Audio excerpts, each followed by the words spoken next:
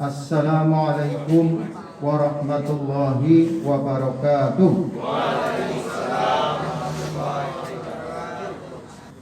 Tahun 2023 nanti kita sudah harus menerapkan prinsip-prinsip manajemen risiko, maka berbagai kegiatan milad akan sangat relevan dan mendukung upaya-upaya kita untuk menjadi terdepan. Tadi sudah disampaikan oleh Ibu Direktur Utama, besok Jumat malam kita akan ada webinar terkait dengan tema transformasi digital dalam berbisnis. Para pemateri yang sangat kompeten. Dilanjutkan Sabtunya, ya tadi sudah disampaikan Ibu Dana, kami dari tim pengabdian, saya Pak Gita, kemudian Dr. Helgin Hamsir, Dr. Muhammad Ridwan, dan nanti Prof. Yaya akan mendampingi persiapan implementasi manajemen risiko BPRS. Assalamualaikum warahmatullahi wabarakatuh. Waalaikumsalam warahmatullahi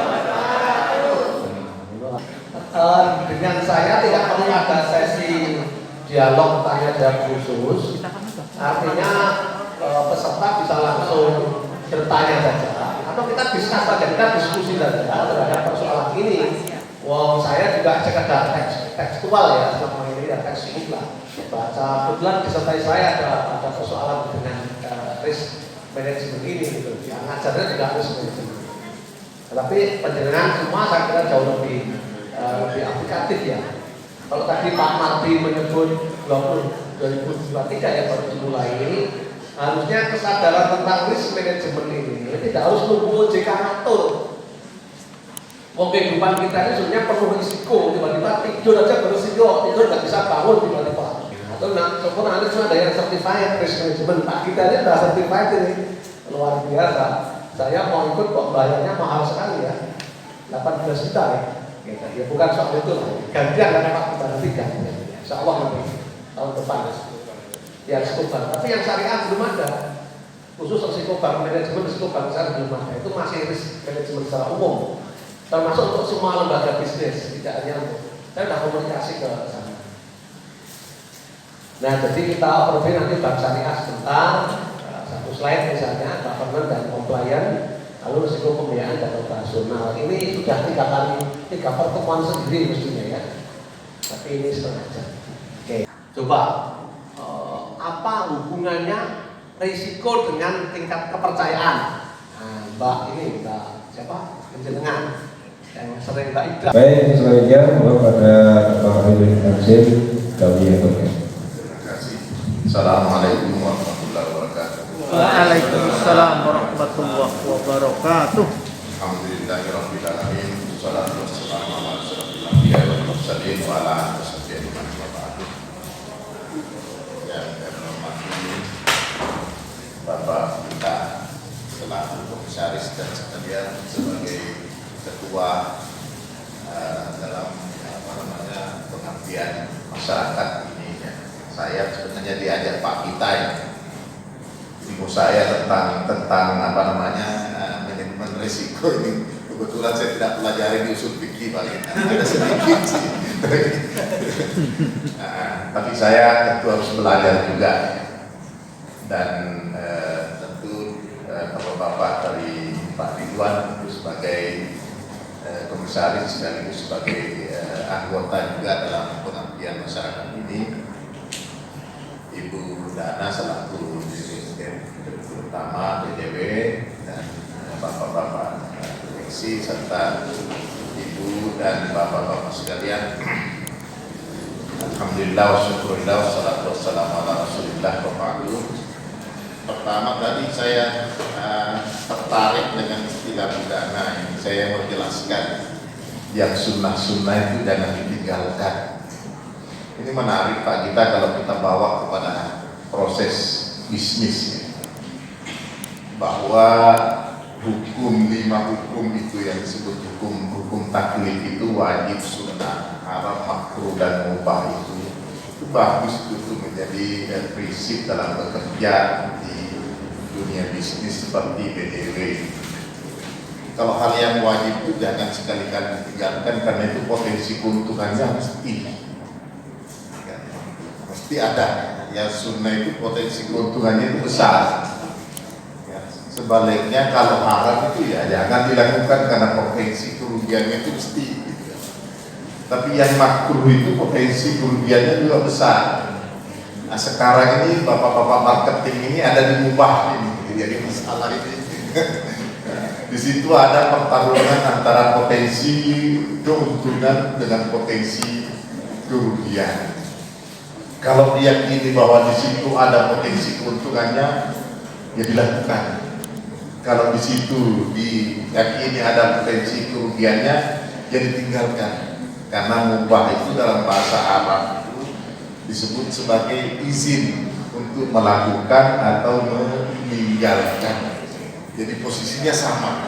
Manusia lah yang bisa mengatakan ini saya lakukan karena ada keuntungannya, ini saya tinggalkan karena ada kerugiannya. Ini menarik untuk saya komentari tadi ini dengan Pak Ahmad. Ini bagus juga mudah-mudahan menyinggung konteks ini. Kita itu hanya kadang-kadang terlalu kaku kalau salut wajib sunnah haram makruh itu kepada hal-hal yang seperti makanan, sholat dan sebagainya. Padahal sebenarnya dalam bisnis itu penting untuk jadikan sebagai moto ya. Wajib itu adalah sesuatu yang harus, karena Allah mengatakan, Rasulullah mengatakan maharrama, apa yang diharamkan itu sudah jelas haramnya. Wa mahalla, apa yang dihalalkan sudah jelas halalnya. Tapi wa ma sakata, apa yang tidak disebutkan di situ, itulah yang tadi itu. Kan wa ma sakata anu bahwa pun, apa yang tidak disebutkan kehalalannya, apa yang tidak disebutkan keharamannya itu masuk dalam wilayah yang dimaafkan. Nah, tinggal nanti Pak Mita dengan Pak Ridwan akan melihat, nah ini masuk dalam resiko atau tidak masuk dalam resiko. Kalau malah masuk dalam resiko ya jangan dilakukan. Kalau tidak masuk dalam resiko ya dilakukan. Apalagi kalau bisa bergeser kepada hal yang sifatnya sunnah tadi itu, memberi potensi untuk keuntungan. Jadi Bapak Ibu sekalian, saya tidak bisa seperti Pak Ridwan berinteraksi do jalan ke sana ke sini. Saya sudah punya keterbatasan. Tapi saya berterima kasih kepada Pak Ridwan karena ternyata saya juga belajar ya banyak, dan saya kira manajemen risikonya sudah dijelaskan tadi. Saya akan masuk kepada persoalan kita sebenarnya. Ya, kita sering dihadapkan pada satu pertanyaan seperti ini. Kenapa sih kok lembaga keuangan syariah? Kalau di dalam kemarin waktu kita Ijtima Sanawi ya, saya bahagia sebenarnya mendengarkan Ibu Sri Mulyani itu berbicara tentang maqasid syariah itu sangat rapi. Wah, bagus sekali sebagai ketua KNIP ya, atau wakil ketua beliau itu apa posisinya beliau? Komite Nasional Ekonomi Syariah itu. Dia ketua IAI Pak. IAI. Ikatan Ahli Ekonomi Syariah. Ahli Ekonomi Syariah itu sangat menarik sekali. Saya senang.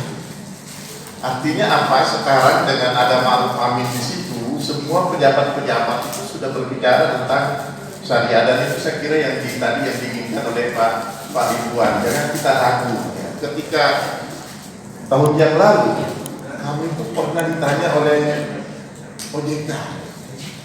Yang sekarang yang ada di sini waktu kita masih di Jakarta 2 tahun yang lalu, 3 tahun yang lalu ya, ikut pra Ijtima Sanawinya.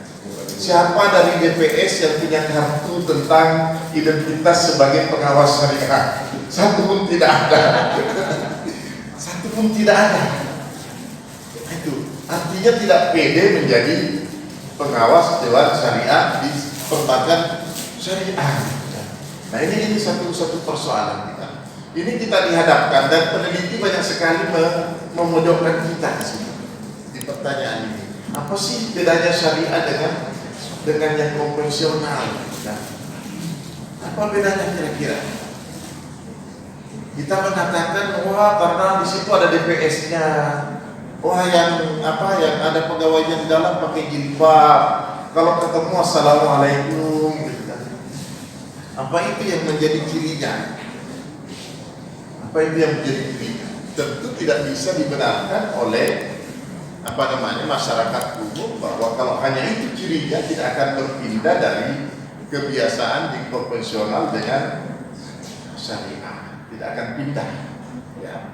Karena sama saja, sama saja. Bahkan kadang-kadang DPS Pak Rahmat itu kadang-kadang kita juga bingung. Saya dengan Prof. Samsul sekalipun dibangga-banggakan itu, kadang-kadang bingung deh, teori yang ada di kitab ini tidak masuk ini. Tidak masuk ini. Iya, kami tuh bingung Pak. Jadi jangan kira bahwa kami itu tidak bingung. Sempat Prof. Samsul kemarin teman OJK ini 2 malam itu menarasikan satu opini itu 2 malam dia kerjakan. Dan setelah keluar saya bilang terlalu ilmiah Prof. Jangan-jangan OJK-nya tidak paham. Iya. Karena pakai literasi yang begitu luas. Ya sebagai seorang profesor kan itu tidak tantang ya. Tapi itu persoalan kita. Ini persoalan kita ada di sini. Jadi persoalan kita di sini kepatuhan syariah. Saya hanya akan berbicara tentang kepatuhan syariah dan tentu nanti akan ada resikonya ya. Kepatuhan syariah. Nah sebenarnya kalau secara umum saya tadi berbincang-bincang, apa sih itu kepatuhan syariah yang dituntut syariah itu apa? Sederhana ya. Yang di ujung ayat riba itu mengatakan la tazlimuna wala tuzlamun. Siapa yang tahu artinya itu? Coba siapa yang tahu artinya la tazlimuna wala tuzlamun? Ucap.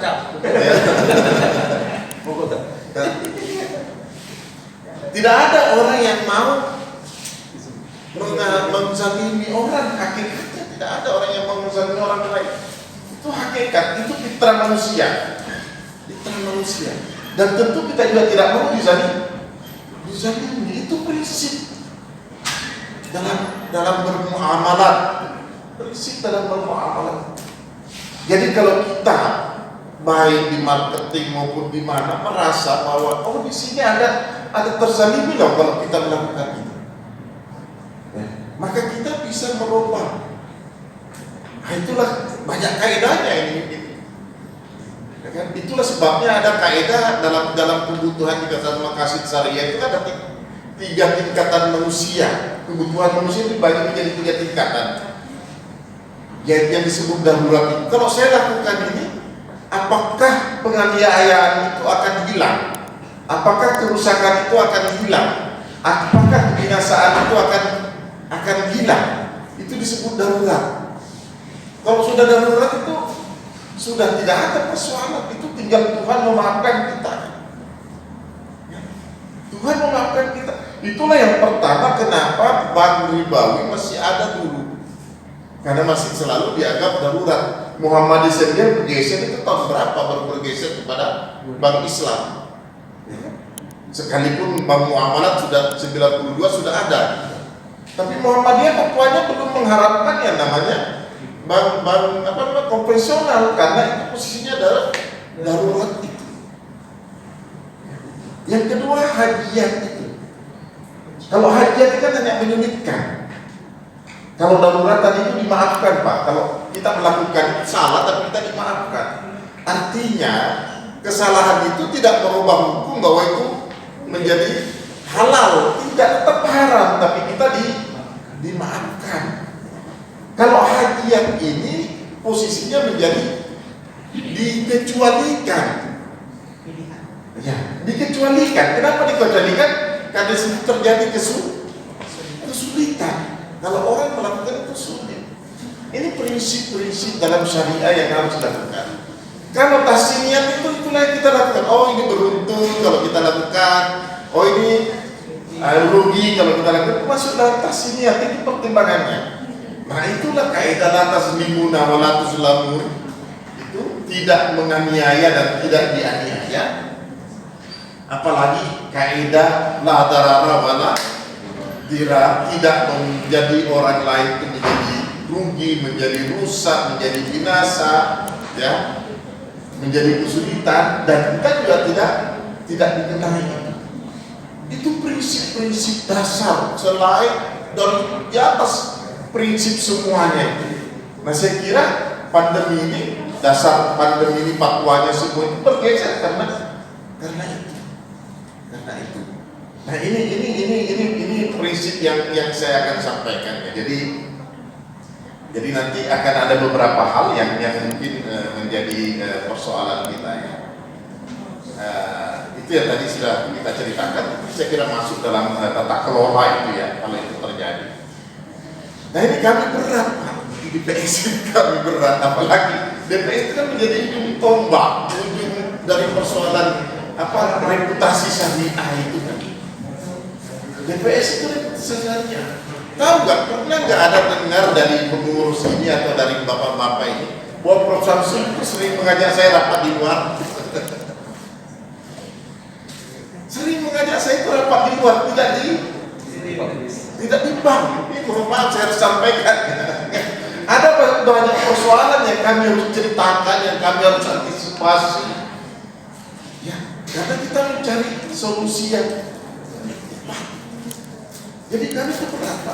Saya bersyukur karena ada Pak Prof. Rizal yang membantu kami untuk lebih tahu tentang apa sih di dalam ruangan BDW itu secara operasional gitu kan. Nah itu saya kira Prof. Rizal nanti bisa membaca bagaimana menghitungnya, bagaimana itu Prof. Rizal bisa membaca. Kami itu kan tidak punya ilmunya. Nah ternyata itu tadi saya katakan yang terjadi di masyarakat itu kalau kita bawa ke literatur yang ada dalam fikih maupun dalam Al-Quran hadis, kadang-kadang tidak licin ini. Repot ini kalau ini kita pakai ini kan, tidak membawa kemanfaatan. Kenapa? Saya selalu mengartikan Pak kita dengan Pak Iqbal, yang namanya amal saleh bukan amal baik. Salah kita mengartikan amal saleh itu amal kebaikan yang kita pahami. Tapi amal yang memberi manfaat kepada orang lain dan tidak membawa kerusakan kepada orang tersebut, itu namanya amal saleh. Kenapa? Karena diambil dari kata salaha. Salaha itu adalah sepadan dengan nafa'ah, ya, berlawanan dengan fasadah. Jadi perbuatan-perbuatan yang membawa kemanfaatan. Nah itu ada banyak persoalan. Saya kira kalau ini dibawa kepada rumah BDW ini, itu bagaimana kita beramal saleh. Nah saya kira tujuan dari bangsa kita itu kan bagaimana beramal saleh. Bagaimana beramal saleh. Jadi kalau ini dikaitkan pekerjaan DPS dengan resiko perbankan itu memang ya kita tahu lah. Kalau Prof. Samsul mengatakan saya sebenarnya di Bank Bukopin itu enak kerjanya Pak Herudin, dibuatkan, dan itu yang dilaporkan DPS itu hanya hasil rapat-rapat harian, bukan meriksa itu kan, bukan meriksa seperti itu karena rusak mungkin sudah ya. Tapi Pak Prof. Samsul juga sering sekali itu risau. Ini OJK ilmu apa yang dipakai? Kok bisa menemukan? Kami tidak menemukan. Itu Pak Prof. Samsul sering risau. Ini kok ditemukan oleh BK, kok kami tidak menemukannya? Itu persoalannya. Sehingga itu DPS. Saya kira kerjaan DPS saya mau coba masuk di sini, Pak Quran Syariah. Oke, sekarang saya akan mencoba bertanya di Pak Ridwan. Coba prinsip-prinsip syariah secara umum, siapa yang tahu? Ada yang tahu prinsip-prinsip syariah secara umum? Tadi saya sudah sebutkan dua ya. La tazlimuna wala tuzlamun, dengan la darara wala. Kalau prinsip-prinsip syariah dibawa kepada pekerjaan bank, artinya dibawa kepada transaksi perbankan, prinsip syariah apa yang dilakukan kira-kira? Pak Nur, apa Pak Nur prinsip yang dilakukan? Asasnya, asas Pak Nur membuat kontrak atau pemasaran itu asasnya apa?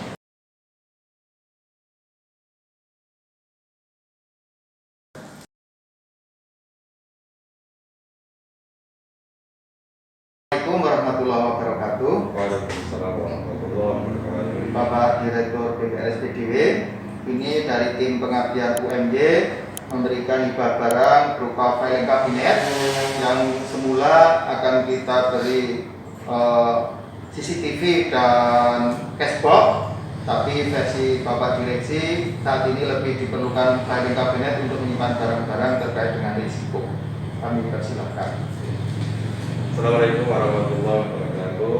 Terima kasih kami atas nama dari Direksi Budaya Saya Foundasi Keluarga mengucapkan terima kasih atas pilihan yang disampaikan oleh UMJ dalam rangka pengabdian di manajemen risiko.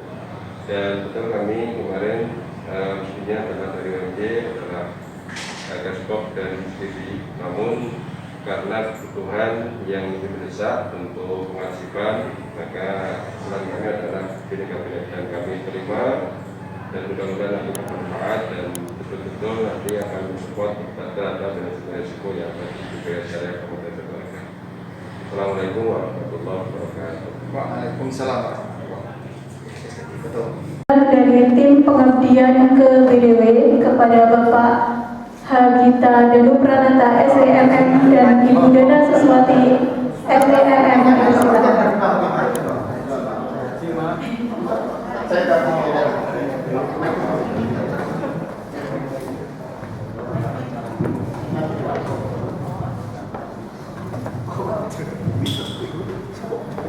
Assalamualaikum warahmatullahi wabarakatuh. Kepada Ibu Dana Suswati, Direktur Utama PT BPSPDW serta seluruh keluarga besar PT BPSPDW. Kalau kemarin dari tim pengabdian menyerahkan barang berupa filing kabinet untuk kantor, kita serahkan di kantor BDW. Pada siang hari ini tim kembali menyerahkan hibah barang berupa flash disk untuk peserta pelatihan.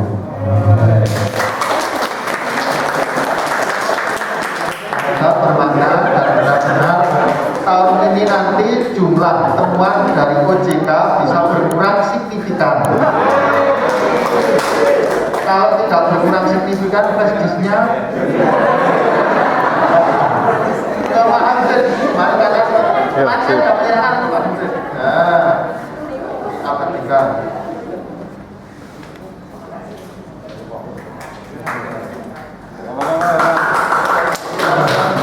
Baik, terima kasih Pak Dura atas hibah-hibahnya baik di kabinet maupun prestis. Mudah-mudahan momen ini menjadi momen awal agar menjadi lebih baik, mengurangi risiko, tata kelola yang baik, menyelesaikan secara maksimal.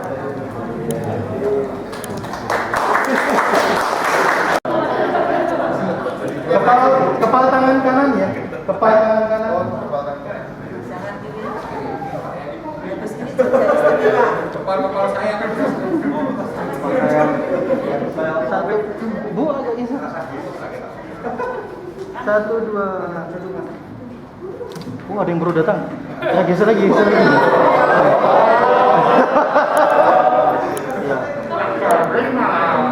Yuk, satu, dua, lihat kamera. Satu, dua.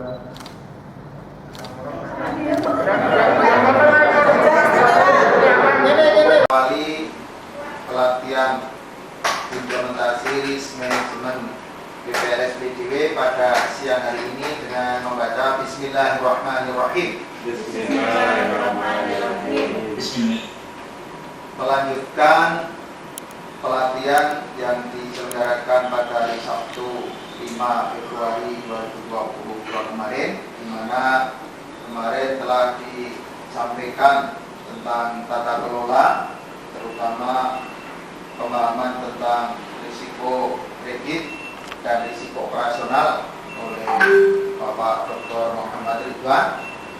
Kemudian juga tata kelola risiko dan kepatuhan, terutama kepatuhan terhadap prinsip-prinsip syariah yang telah disampaikan oleh Bapak Dr. Farudin Hamzin. Saat ini kita akan mencoba memanfaatkan risk register, aplikasi atau Excel yang nanti akan bisa kita pergunakan untuk mengelola risiko, sejak dari mengidentifikasi dan berbagai macam, karena instrumen sudah banyak, kriteria, kemudian profil risiko dan penanganan. Saat ini hanya khusus sebagai penanggung jawab atau komite risiko yang ada di BDW. Setelah itu harapannya nanti di endingnya para penanggung jawab risk owner akan didampingi oleh Prof Yaya untuk bisa memahami dan mengelola risiko-risiko yang kita hadapi di BDW. Oke, kita mulai masuk ke risk register yang tadi sudah kita kirim Excel-nya. Di spreadsheet pertama ya, kita akan membaca yang paling bawah ini namanya adalah lembar kerja spreadsheet. Ada manual, ada organisasi, ada recap, ada kriteria, ada risk input, batas toleransi dan kertas kerja, risk profile, residual, appetite, register tabel dan seterusnya. Kemudian seperti biasa kalau Excel itu ada kolom, ada baris. Ya, jadi nanti kita menyebutnya kalau ini adalah lembar kerja, namanya manual, organisasi, rekap. Kalau ABC itu kolomnya, kolom ABC, barisnya ya baris 1, baris 2 dan seterusnya. Nah, di lembar kerja pertama ini manual, tidak usah saya baca, tidak usah saya baca. Intinya di situ ada 9 manual ya. Input data, garis input, kemudian setelah kita masukkan kita auto generate ya, untuk menyesuaikan. Kemudian kalau sudah yakin data dimasukkan ada generate risk profile dan seterusnya.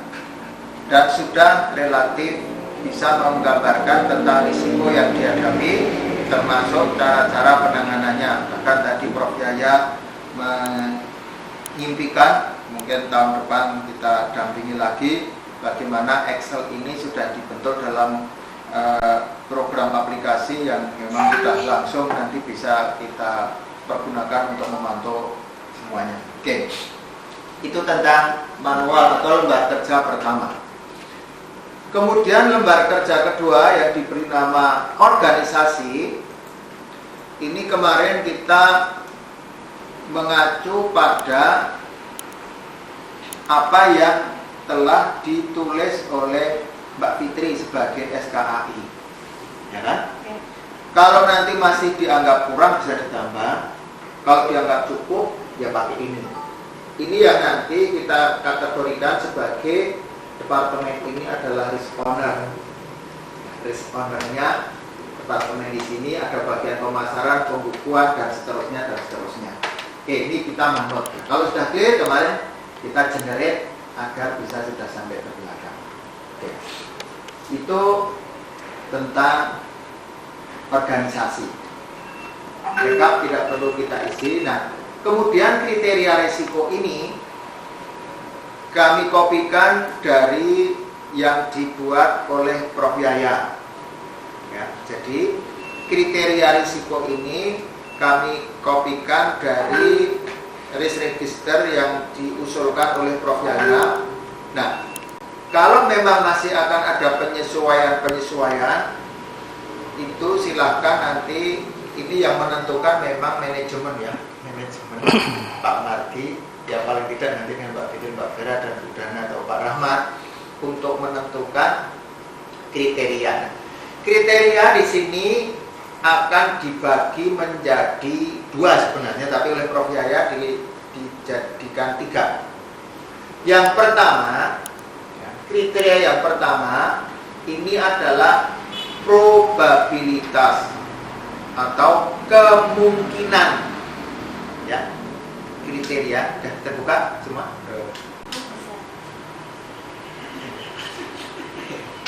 Oke, kecepatan. Oke. Ya. Oke, jadi di kriteria ini apa namanya? Gambar pertama ini adalah probabilitas atau kemungkinan terjadinya risiko tersebut. Bisa dirubah, tapi sementara pakai ini nggak apa-apa. Ini yang disusun oleh Prof. Yaya. Ada 5 tingkatan, ya, indeksasinya ada 5, dari yang sangat kecil sampai yang sangat besar. Maknanya kalau membaca di sini adalah indeks 1 itu kemungkinan terjadinya kalau dikualitatifkan namanya sangat kecil, yang dideskripsikan adalah cenderung tidak mungkin terjadi.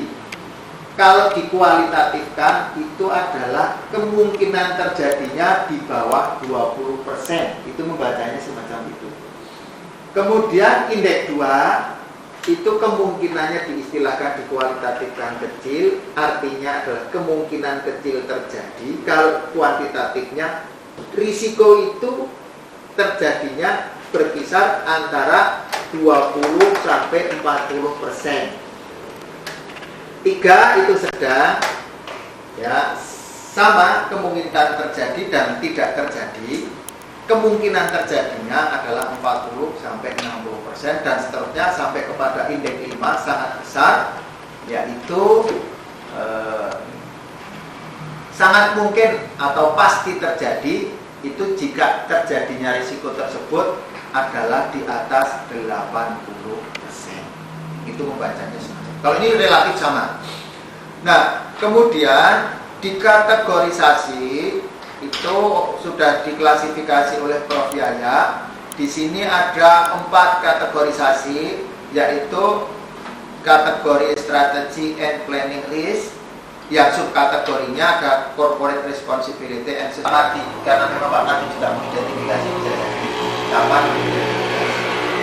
Oke. Kemudian deskripsi kejadian risiko. Nah, ini yang akan kita sepakatkan nanti istilahnya apa.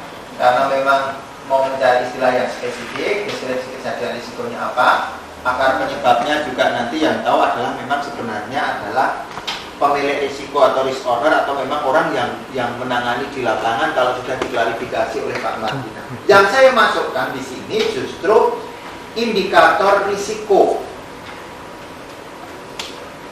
Pertama, sang utep kalau nanti masih ada kelewatan bisa makan boleh, tapi untuk sekedar contoh yang kelewatan sementara pakai ini juga. Ini adalah belum terdapat ketentuan internal. Nah, setelah ini kan sekarang kita membuatnya. Alhamdulillah berapa kan sudah langsung dikolator di bawah, nanti masih banyak yang belum. Nah, belum terdapat ketentuan. Nah, ini deskripsi kejadian risikonya ya jelas kalau ini adalah apa namanya ya, kalau belum ada ketentuannya itu kejadian risikonya apa, nanti kita juga bisa minta masukan Prof. Yaya kira-kira apa namanya ya Prof, kalau indikator risikonya itu belum ada ketentuan tapi ini sudah dibuat, sudah kita sahkan minggu-minggu ini. Jadi hikmahnya pelatihan ini juga mendorong setelah terpotret itu akan ada banyak di follow up. Akar penyebabnya apa nanti silakan di Kak Fitri, saya kira bisa tanya kepada apa namanya memang orang yang langsung menangani. Kemudian kalau mungkin ada faktor positif yang selama ini ada dari apa ini belum terdapatnya ketentuan internal ini. Nah, dampak kualitatifnya ya memang berarti kan belum ada acuan ya. Belum ada acuan untuk membetulkan menyalahkan ya. Istilahnya belum memiliki acuan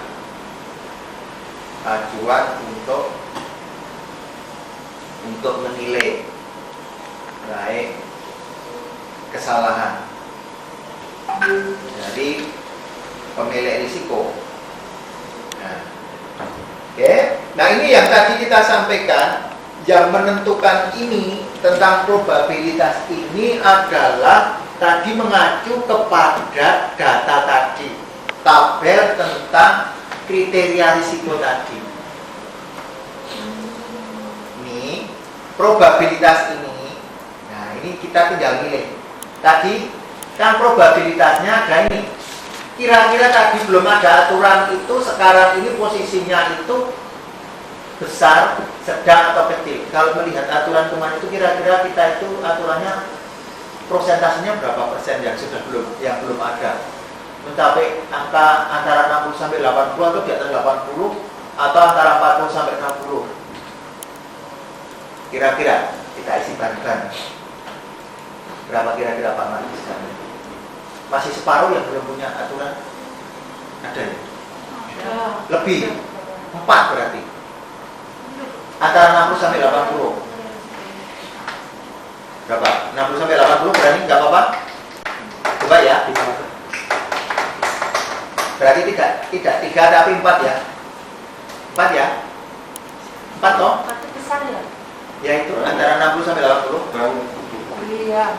Oke? Oke. Kalau 4 nanti merah, loh kan gini. Langsung tingkat risiko inherentnya merah. Tadi kalau 3 itu merah apa ini ya? Orange. Tapi begitu besar itu akhirnya gini. Nah, dampak terkait belum adanya peraturan itu termasuk berat atau sedang. Jadi di kolom ini berat itu mencapai kaitannya dengan profit atau terkait dengan reputasi atau terkait dengan kesehatan. Kalau ini enggak ya, biasanya reputasi atau lingkungan atau sasaran. Nah, ini kalau ini kayaknya ini ya, kaitannya menjadikan kaitannya sasaran atau SDM. Ini kalau dampak aturan itu gimana? Sasaran strategis atau reputasi publik? Ini di kriteria. Di 16. Kriteria. Terus di dampak. Di 16 dulu Pak. Nah ini dampak. I. Boleh silahkan kira-kira bangunnya berapa? Mau 4 atau 3? 4. Oh 4, boh. Ini karena SKI minta 4 bro. 4 ya, wah mantep ini. Oke 4. 4. Kata apa? Hanya betul-betul orang itu. Yang belum dipisahkan dari saya coba. Oke. Orang enggak siji kok. Agak sisa ke. Oke, siji ya. Berarti malah 5 ya. Kurang kali. Oke. Jadi caranya mengisi adalah semacam itu. Oke. Namanya risiko inherent. Risiko inherent ini adalah risiko yang belum ditangani. Risiko saat ini yang belum ada penanganan itu namanya adalah risiko inherent.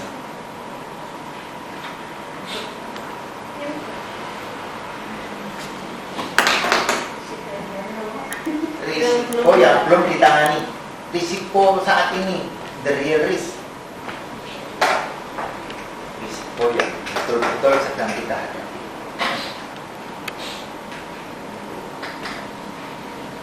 Nah, kira-kira kalau tidak ada aturan tadi, kenaknya OJK kira-kira angka berapa? Oke, asumsikan aja. Pak Mardi mau menentukan angka berapa dampak finansial risiko inherent terhadap aturan tadi? Berapa juta, berapa gram?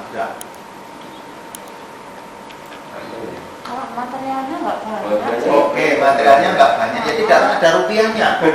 Nggak apa-apa. Karena itu kan yang kalau kayak prosedur internal alur gitu loh Pak. Tapi nyatanya sering selalu disalah-salahkan. Iya sih. Oke, jadi ini memang bukan kaitannya rupiah ya, bukan kaitannya rupiah, tapi lebih banyak nanti kepada reputasi gitu.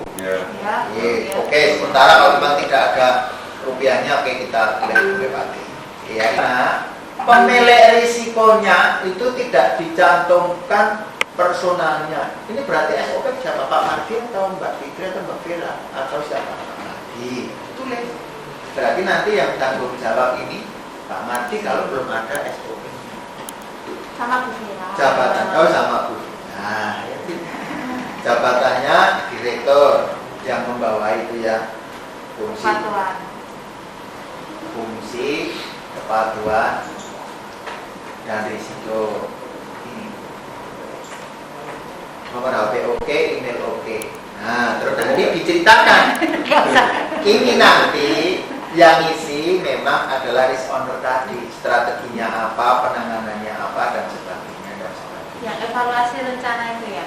Ini evaluasi dan rencana. Nah, kalau ini jelas ada biayanya, walaupun tadi dampak rupiahnya enggak, membuat SOP itu kan ada biayanya untuk diskusi macam-macam. Termasuk diisi penanganan yang telah dilakukan. Artinya ini penanganan ini adalah periode sebelum ini, maka kita isi April sampai Juni 2021 ya. Karena kita menanganinya Juli sampai Desember 2021. Oke, ini. Nah, setelah itu ada yang namanya risiko residual. Setelah ditangani, risiko residual itu setelah ditangani, maka kemungkinannya nanti harapannya itu akan menjadi berapa? Kalau tadi kan 4, beranikah akan turun dari 4 menjadi 2 atau menjadi 1? Ini yang menentukan adalah manajemen, walaupun nanti di bawah-bawahnya owner ini mereka tawar-menawar gitu, tawar-menawar. Dari Pak Mati inginnya di sini atau Mbak Fitri inginnya yuk jangan 2 lah, 1. Dia punya sementara saya beraninya hanya 2 dan sebagainya. Jadi ini adalah, kalau tadi adalah feeder, itu adalah sebelum ditangani, residual ini adalah setelah ditangani. Oke, rupiahnya kebetulan ini untuk case nomor 1 rumah tangga rupiah. Nah, unit kerjanya apa di sini? Ada yang ditanya Pak?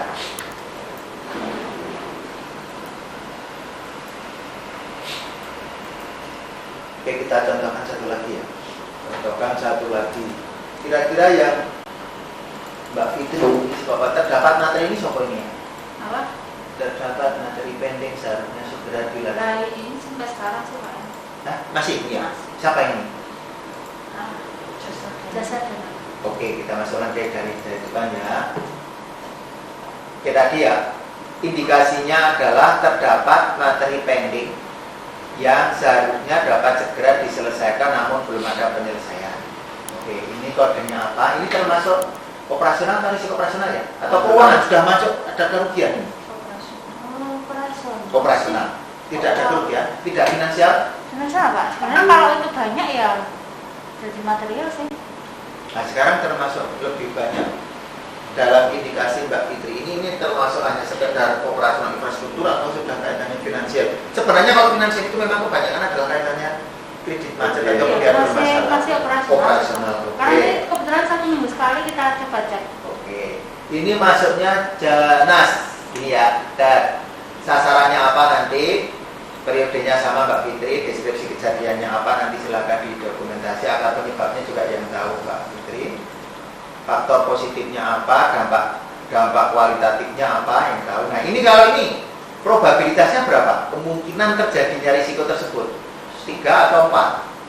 Sebenarnya masih sama, belum ada acuan 4 berarti? Sih, Pak. Apa 5?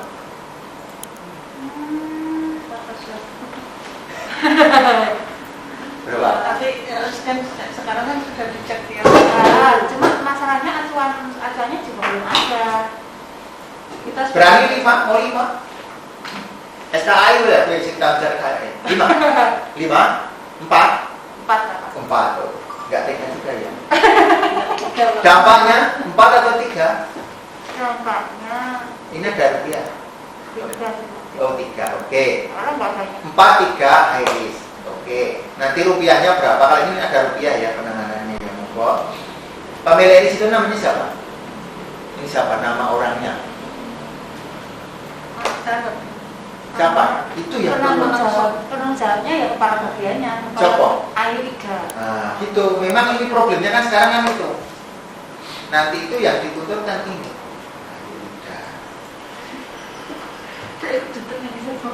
Jabatan Janas. Nah, ini. Besok itu kan nuntutnya gitu, Oman itu memutar-mutar terus. Ya, evaluasi apa beliau biar memang isi. Nah, nanti mereka akan menurunkan menjadi berapa tawar-menawar. Maka besok setelah didampingi oleh Prof. Yaya malah mau ketemu dengan para pemilik risiko ini kira-kira akan menentukan pada level berapa. Kalau tadi 4 ini mau hanya menjadi ketiga. Beranikah dari 4 ke 2 tahun ini atau hanya satu grade dari 4 ke 3? Berani lah Pak. Berani ya? Sekarang udah nanti 2 ya? Oke, mantap. ditunggu ya Pak ya. SK-nya ya Pak ya. Oke. Nah, ini Prof, besok Prof Yaya yang mendampingi biar dari 4 ke 2 Prof. Oke, departemen dirinya apa? Oke, misalnya contohnya adalah semacam itu ya. Itu adalah mengisi dari kriteria risiko. Setelah itu kita generate, ya, generate risk profile. Ke bawah nanti di sini, ya, generate risk profile. Oke, yes, oke.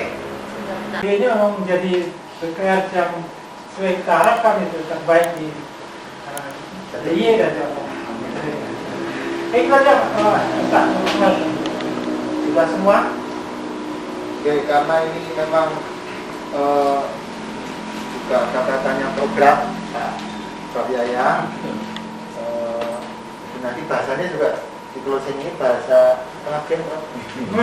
Saya selaku penanggung jawab program, kemudian Budana selaku mitra nanti menggunakan kata-kata mitra ya. Kalau memang program nanti ngomong ini saya juga bawa untuk membantu dan lakukan lagi. Ya, ini closing seremoni ya. Assalamualaikum warahmatullahi wabarakatuh. Prof Ria Yaya selaku pemateri Budana, tim direksi dan semua tim case owner. Alhamdulillah serangkaian acara kegiatan program pengabdian masyarakat antara LPM Universitas Muhammadiyah Yogyakarta dengan mitra PT BPRS BDW sudah kita laksanakan, dan hari ini adalah materi terakhir dari Prof Ria Yaya untuk penajaman risk register. Semoga bermanfaat. Mohon maaf sekiranya masih ada hal yang kurang berkenan, dan kami berharap semoga apa-apa yang kita laksanakan ada fungsi dan manfaat dari mitra PT BPRS BDW. Selaku ketua penanggung program, mungkin ada salah, ada kekurangan, yang nanti syukur tahun-tahun yang akan datang masih tetap kerjasama nanti dengan Prof Yaya agar lebih detail terkait dengan implementasi manajemen risiko di BPRS itu. Mungkin itu yang dapat kami sampaikan. Kami mohon statement dari Ibu Dana Sugati selaku direktur utama mitra kami PT BPSBD. Kami persilahkan. Baik, terima kasih. Assalamualaikum warahmatullahi wabarakatuh. Waalaikumsalam warahmatullahi wabarakatuh. Yang kami hormati tidak hanya pemerintah selaku pendamping mitra dari saya Prof Yaya, anggota tim yang mendampingi juga BDW. Alhamdulillah hari ini pendampingan terakhir di periode yang kita laksanakan periode ini. Alhamdulillah kita sudah menginjak pada risk register, sangat banyak manfaat yang nanti bisa kita petik. Ya, jadi memang memanage risiko itu sesungguhnya memang sudah selalu kita lakukan, karena memang sebetulnya kita juga sadar risiko, karena risiko ketika itu kita tidak bisa jalankan secara baik, banyak dampak yang nanti akan justru menyangkut reputasi, kelangsungan dan kontinuitas terhadap bank. Nah, kemudian didukung oleh regulasi yang memang saat ini kita sampai kepada langkah action, dan kita akan selalu dikejar terkait dengan pelaporan, sehingga memang ini menjadi momen atau langkah kita untuk segera berbenah. Yang paling utama harus kita lakukan adalah memang penyempurnaan register ini dari seluruh bidang, dari seluruh elemen, yang nanti tentunya ini akan menjadi pedoman, kemudian nanti ini akan menjadi langkah. Nah, seperti tadi Prof Yaya juga menyampaikan bahwa memang harus ada ketegasan, harus ada keberanian untuk bagaimana menegakkan resiko yang memang melekat pada kita. Jadi kalau dari direktur kepatuhan mungkin kepada seluruh level yang ada di BPRS BDW, baik itu marketing, bisnis, umum, dan lain sebagainya, semuanya adalah mengandung sebuah resiko. Nah, kemudian juga ada breakdown-nya, itu adalah kepala bagian. Nah, kita perlu kepala bagian juga membawa ketegasannya kepada staf yang memang mendampingi atau membantu di dalam penyelesaian kepada bidang masing-masing, sehingga tidak ada persoalan lagi kemudian hanya merasa pekewo hanya dan lain. Justru ini adalah pemicu risiko yang cukup besar. Nah, kalau kita bisa mitigasi risiko secara baik, hal-hal yang memang sudah bisa kita antisipasi, insya Allah itu akan bisa berjalan lebih sempurna. Namun demikian tidak cukup seperti apa yang saya garis bawahi ini akan muncul resiko-resiko yang tidak terduga. Seperti kemarin ya sudah dibahas tadi bahwa kita harus sigap untuk mengambil langkah. Kita kehilangan 21 juta. Itu nilainya kalau kita anggap mungkin besar ya, gaji kita tidak ada yang sekian misalnya. Tetapi kita harus menebus, kita harus berani membayar kos, tetapi justru reputasi kita pertahankan. Tapi kalau reputasi sudah hancur, kita tidak bisa membeli dengan angka miliar dan lain sebagainya. Nah ini harapannya menjadi pemahaman kita, menjadi kesadaran kita bersama, sehingga ketika mitigasi itu bisa kita kelola dengan baik. Nah insya Allah hal-hal yang menjadi tujuan kita, hal yang menjadi mimpi kita, nah insya Allah ini akan bisa berjalan secara baik. Terima kasih kami ucapkan, kami selaku mitra kepada tim pendamping maupun kepada Universitas Muhammadiyah Yogyakarta. Kami masih berharap untuk ada periode lanjutan terkait dengan pendampingan ini, karena kita juga harus istilahnya memfollow up, tidak hanya sampai kepada register, tetapi sampai pada implementasi, sampai dengan pendampingan, sampai dengan karyawan merasa bahwa saya harus bisa menjalankan dan saya akan mendapatkan punishment, saya akan mendapatkan reward ketika kami tidak menjalankan risiko secara baik. Demikian, terima kasih. Ada kurangnya mohon maaf. Assalamualaikum warahmatullahi wabarakatuh. Waalaikumsalam.